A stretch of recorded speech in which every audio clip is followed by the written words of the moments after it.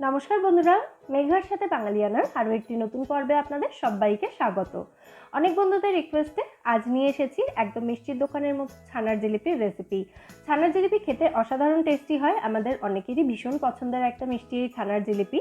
আর একদম দোকানের মতো ছানার জিলিপি কিন্তু বাড়িতেও খুব সহজেই তৈরি করে নেওয়া যায়। আর সেই রেসিপিটাই একদম স্টেপ বাই স্টেপ আপনাদের সাথে শেয়ার করছি। তাহলে চলুন এবার দেখে নেওয়া যাক রেসিপিটা। প্রথমে আমি এখানে 1 লিটার ফুল ক্রিম দুধ নিয়েছি। 1 লিটার দুধ মানে 4 কাপ দুধ। 4 কাপ দুধের থেকে 3 কাপ দুধ আমি বড় কড়াইতে রেখেছি। এই দুধটা কাটিয়ে ছানা তৈরি করে নেব এবং 1 কাপ দুধ ওইদিকে ফ্রাইং প্যানে বসিয়েছি। ওই দুধটাকে একদম ঘন করে করে ক্ষীর তৈরি করে নেব, মানে খোয়া ক্ষীর তৈরি করে নেব। মিডিয়াম ফ্লেমে রেখে 1 কাপ দুধটাকে কনস্ট্যান্ট নাড়াচাড়া করে ঘন করতে করতে ক্ষীর তৈরি করে নিতে হবে। আর ক্ষীর তৈরি করতে সময় লাগবে 7 থেকে 8 মিনিট মতো। এইদিকে দেখুন ছানা তৈরি করা দুধটা ফুটতে শুরু করেছে। এবার আমি এদিকে গ্যাসের ফ্লেমটা অফ করে দেব, দিয়ে এটাকে 3 থেকে 4 মিনিট এভাবেই রেখে দেব, যাতে এই ছানা তৈরি করা দুধটার থেকে ধোঁয়া ওঠা গরমটা একটু কমে যায়। কারণ একদম ফুটন্ত দুধের মধ্যে যদি ভিনিগার দিয়ে দেওয়া হয় বা লেবুর রস দিয়ে দেওয়া হয় ছানা কাটানোর জন্য, তাহলে কিন্তু ছানাটা একটু শক্ত তৈরি হবে। একদম নরম ছানা তৈরি করার জন্য দুধটা 3 থেকে 4 মিনিট এভাবেই রেখে দেবো। যখন এর মধ্যে থেকে ধোয়া ওঠা ভাবটা একটু কমে যাবে, তারপর এর মধ্যে আমি ভিনিগার আর জলের মিশ্রণ দিয়ে দেব। ততক্ষণে আমাদের খোয়া ক্ষীরটা তৈরি করতে থাকতে হবে। 7 থেকে 8 মিনিট নাড়াচাড়া করার পর দেখুন দুধটা একদম শুকিয়ে গেছে। আমাদের ক্ষীর এখানে একদম রেডি হয়ে গেছে। এবার আমি গ্যাসের ফ্লেমটা অফ করে এই ক্ষীরটাকে একটু ঠান্ডা করে নেব। গ্যাসটা অফ করে দিলাম। আর এইদিকে এই দুধটা এখন 3-4 মিনিট রাখার পর এর মধ্যে থেকে ধোয়া ওঠা গরমটা একটু কমে গেছে। এবার আমি এর মধ্যে দিয়ে দিচ্ছি ভিনিগার আর জলের মিশ্রণ।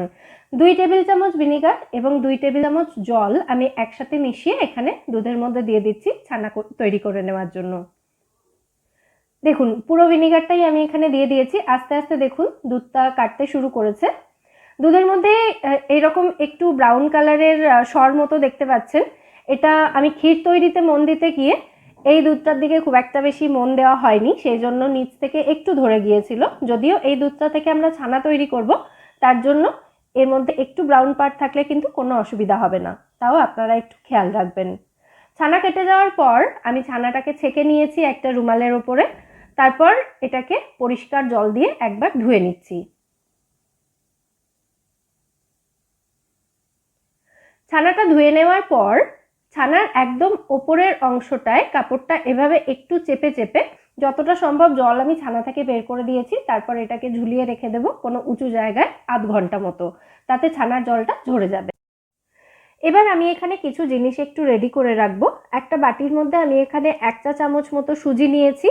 এর মধ্যে 1 চা চামচ মতোই আমি জল দিয়ে দিলাম, দিয়ে এটাকে 15-20 মিনিট মতো ভিজতে দেবো, যাতে সুজিটা নরম হয়ে যায়। এখানে দেখুন দুটো ছোট এলাচ নিয়েছি আমি। এলাচের দানাগুলো এলাচ থেকে বের করে নিচ্ছি। এই এলাচের খোসাগুলো আমরা সুগার সিরাপের মধ্যে ব্যবহার করে নেব, মানে চিনির রসের মধ্যে। আর এই দানাগুলোকে আমি একটু থেতো করে নিয়েছি হামানদিস্তাতে, এগুলো আমরা মিষ্টিতে ব্যবহার করব। তো এটাকে আমি সরিয়ে রাখলাম। এবার আমি সুগার সিরাপটা তৈরি করে নিচ্ছি। একটা কড়াইয়ের মধ্যে আমি এখানে 1 কাপের একটু কম পরিমাণে চিনি দিলাম। এটা 3/4 কাপ মতো চিনি রয়েছে। যতটা চিনি তার 1.5 গুণ জল এখানে দিতে হবে। যদি আপনারা 1 কাপ চিনি নেন তাহলে 1.5 কাপ জল এখানে দিতে হবে সুগার সিরাপটা তৈরি করার জন্য। এই মিষ্টির জন্য সুগার সিরাপটা কিন্তু একটু পাতলা করে তৈরি করতে হবে। রসগোল্লার মতো অতটা পাতলাও নয়, একটু চিটচিটে মতো সুগার সিরাপ আমাদের তৈরি করে নিতে হবে। দেখুন সিরাপটা ফুটতে শুরু করেছে, চিনিটা ভালোভাবে গলে গিয়ে পুরোপুরি মিশে গেছে জলের মধ্যে। এটাকে এভাবেই ফুটিয়ে নেব 3 থেকে 4 মিনিট মতো। গ্যাসের ফ্লেমটা আমি মিডিয়াম রেখেছি। 3-4 মিনিট ফোটানোর পর এটাকে একটু দুটো আঙুলের মধ্যে নিয়ে চেক করে নেবেন। যদি দেখেন একটা চিটচিটে মতো অবস্থায় এটা রয়েছে, তখন বুঝবেন সুগার সিরাপটা হয়ে গেছে। এবার গ্যাসের ফ্লেমটা আমি অফ করে দিয়েছি, দিয়ে এটাকে ঢাকা দিয়ে একটা সাইডে রেখে দেব। এবার ছানার জিলিপি তৈরির জন্য ছানার মণ্ডটা আমাদের তৈরি করে নিতে হবে। আধ ঘন্টা জল ঝরানোর পর আমি ছানাটা একটা প্লেটের মধ্যে ঢেলে নিয়েছি। এবার এই ছানাটাকে হাত দিয়ে ভালো করে মেখে স্মুথ করে নিতে হবে। হাতের তালু দিয়ে এভাবে ঘষে ঘষে ছানাটাকে মাখলে 3 থেকে 4 মিনিটের মধ্যেই দেখবেন ছানাটা সুন্দর স্মুথ হয়ে গেছে। ছানার মধ্যে যেন কোনো বড় দানা না থাকে সেটা খেয়াল রাখবেন। দেখুন ছানাটা আমি মেখে নিয়েছি। এবার এর মধ্যে আরও কিছু উপকরণ আমি দিয়ে দেব। প্রথমেই দিচ্ছি এখানে ভিজিয়ে রাখা সুজিটা। থেতো করে রাখা এলাচের দানাটা এর মধ্যে দিয়ে দিলাম। এই এলাচের দানার জন্য কিন্তু ফ্লেভারটা খুব সুন্দর আসবে। যে খোয়া ক্ষীরটা আমি তৈরি করে নিয়েছিলাম পুরোটাই এখানে দিয়ে দিলাম। এবার দিচ্ছি ময়দা। আমি এখানে 1.5 টেবিল চামচ ময়দা নিচ্ছি। আমি টেবিল চামচে করে মেপে বাড়ির চামচের মধ্যে ঢেলে নিচ্ছি, যাতে আপনাদের কাছে যদি মেজারিং স্পুন না থাকে আপনারা বাড়ির চামচ দিয়েও এটা মেপে দিতে পারেন। সেই জন্য আমি এটা টেবিল চামচ থেকে এই চামচের মধ্যে ঢেলে পরিমাণটা দেখিয়ে দিলাম। এবার দিয়ে দিচ্ছি খাওয়ার সোডা, জাস্ট 1 পিঞ্চ মতো, খুব বেশি দেওয়ার কিন্তু প্রয়োজন নেই। 1/2 চা চামচ মতো দিলাম এর মধ্যে ঘি। তারপর এই সমস্ত উপকরণ একসাথে খুব ভালো করে মেখে নিতে হবে। এই মাখাটা কিন্তু ভীষণই গুরুত্বপূর্ণ। 8 থেকে 10 মিনিট সময় নিয়ে খুব ভালো করে এটাকে মেখে নিতে হবে।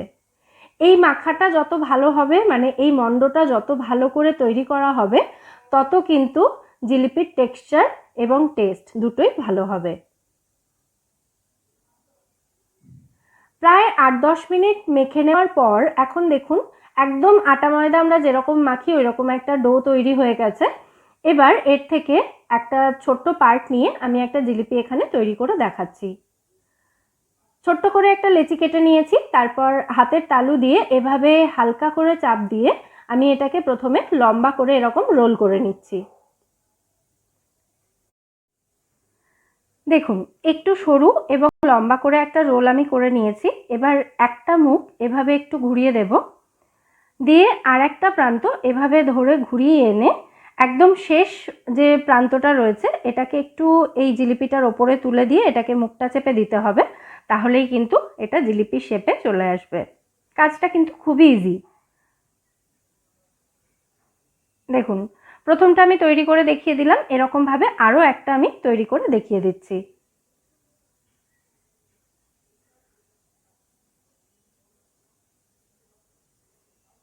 আরও একটা দেখিয়ে দিলাম। এইভাবে সমস্ত জিলিপিগুলো আমাদের শেপ দিয়ে নিতে হবে। এই কাজটা করতে কিন্তু বেশ মজাও লাগবে দেখবেন। যে পরিমাণ উপকরণ আমি এখানে নিয়েছিলাম তাতে 12টা ছানার জিলিপি তৈরি করা যাবে। সবকটা জিলিপি আমি শেপ দিয়ে নিয়েছি, এবার এগুলো ভেজে নেব। জিলিপিগুলো ভাজার জন্য যখন তেলের মধ্যে দেওয়া হবে তখন যেন তেলটা খুব বেশি গরম না থাকে, আবার একদম ঠান্ডাও যেন না থাকে সেটাও খেয়াল রাখতে হবে। মাঝারি গরম তেলে জিলিপিগুলো ফ্রাই করে নিতে হবে। আর জিলিপিগুলো ফ্রাই করার সময় গ্যাসের ফ্লেমটা কিন্তু একদম লো রাখতে হবে। প্রথমে আমি 6টা জিলিপি দিয়ে দিলাম। এক একটা ব্যাচে আমি 6টা করে জিলিপি দিয়ে ভেজে নিচ্ছি। 1 থেকে 1.5 মিনিট তেলের মধ্যে রাখার পর দেখবেন জিলিপিগুলো সুন্দর এরকম তেলের ওপরে ভেসে উঠেছে। জিলিপিগুলো একটু ফুলেও গেছে, দেখতেই পাচ্ছেন, মানে দেখে বুঝতে পারছেন আশা করি। তো এইভাবে 7 থেকে 8 মিনিট সময় নিয়ে একদম লো ফ্লেমে এরকম গোল্ডেন ব্রাউন কালার আসা পর্যন্ত জিলিপিগুলো ভেজে নিতে হবে। বারবার এগুলোকে উল্টাতে থাকবেন, তাতে এগুলো চারিদিক থেকে একদম ইভেন কালার এসে যাবে। পাশের বার্নারে দেখুন আমি সুগার সিরাপটা নিয়ে চলে এসেছি, কারণ এবার এই জিলিপিগুলো তেল থেকে তুলে আমি একদম ডাইরেক্ট সুগার সিরাপের মধ্যে দিয়ে দেব। তেল থেকে তুলে যদি সুগার সিরাপে না দেওয়া হয় তাহলে কিন্তু জিলিপিগুলো চুপসে যেতে পারে। সেই জন্য তেল থেকে তুলে একদম ডাইরেক্ট সুগার সিরাপে দিয়ে দিতে হবে। আরও একটা ব্যাচ আমি এখানে ফ্রাই করার জন্য দিয়ে দিলাম জিলিপিগুলো, মানে বাকি 6টা জিলিপিও ফ্রাই করে নিচ্ছি। আর সুগার সিরাপের মধ্যে যে জিলিপিগুলো দিয়েছি সেগুলোকে একবার করে উল্টে দিচ্ছি।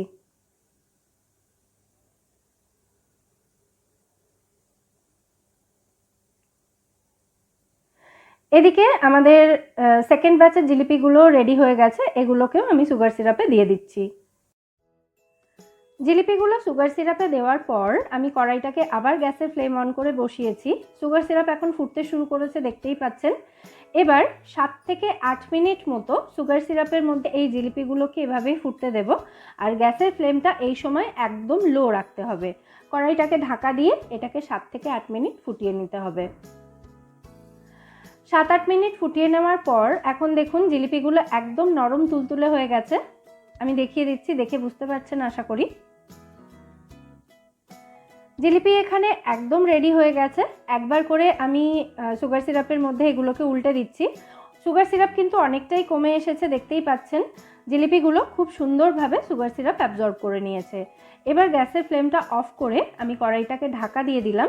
এটা ঠান্ডা হওয়ার পর আমি এটাকে সার্ভ করব। চাইলে আপনারা সুগার সিরাপের মধ্যে 2-3 ঘন্টা জিলিপিগুলোকে রেখে তারপর সার্ভ করতে পারেন, তাতে কিন্তু টেস্ট আরও বাড়বে, মানে যত বেশি রাখা হবে টেস্ট কিন্তু ততই বাড়বে। আমি এখানে ঠান্ডা হওয়ার পর জিলিপিগুলোকে একটা প্লেটের মধ্যে সার্ভ করে দিচ্ছি। টেস্ট এবং টেক্সচার দোকানের থেকে কিন্তু কোনো অংশে কম হয় না বাড়িতে বানানো এই ছানার জিলিপির। একটা জিলিপি আমি এবার কেটে দেখিয়ে দিচ্ছি এর ভেতর থেকে এটার টেক্সচার কেমন হয়েছে। দেখুন খুব সহজেই কিন্তু চামচ দিতেই এটা কেটে গেল, তার মানে কতটা নরম হয়েছে দেখে বুঝতেই পারছেন। আর ভেতর থেকে এটার টেক্সচারটা দেখুন, খেতে কিন্তু অসাধারণ টেস্টি হয়। অবশ্যই আপনারা বাড়িতে এটা ট্রাই করবেন। জিলিপিগুলো কি সুন্দরভাবে সুগার সিরাপ অ্যাবজর্ব করেছে দেখুন। তাহলে আপনারাও এইভাবে ছানার জিলিপি বাড়িতে তৈরি করুন এবং আমায় জানাবেন এই ছানার জিলিপির রেসিপিটা আপনাদের কেমন লাগলো। রেসিপিটা যদি ভালো লেগে থাকে ভিডিওটাকে বরাবরের মতো একটা লাইক এবং শেয়ার করার অনুরোধ রইল। আর আপনি যদি আমার চ্যানেলে নতুন দর্শক বন্ধু হয়ে থাকেন অথবা চ্যানেলটা এখনও সাবস্ক্রাইব না করে থাকেন, তাহলে চ্যানেলটা সাবস্ক্রাইব করারও অনুরোধ রইল। ফিরে আসবো নতুন কোনো রেসিপি নিয়ে। সবাই সুস্থ থাকবেন, ভালো থাকবেন এবং সবাইকে খুব ভালো রাখবেন।